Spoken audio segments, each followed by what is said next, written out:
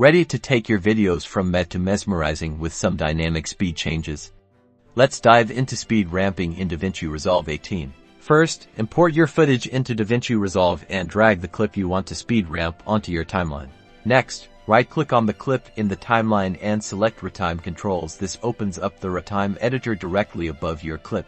You'll see a horizontal line representing the clip's current speed to add a speed point. Click the small arrow next to Retime Curve on the top left of your viewing window, and select Retime Speed.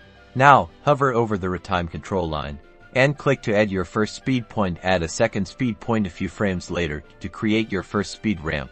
Click and drag these points up to increase speed, or down to decrease it, creating the speed ramp effect. Notice how the video speeds up or slows down between the points. For smoother transitions, click the drop-down menu and select Retime Frame. From here, choose Optical Flow. Finally, you can adjust the Bezier handles on either side of the speed points to fine-tune the ease in and ease out of the speed changes. Play back your clip to view your speed ramp in action.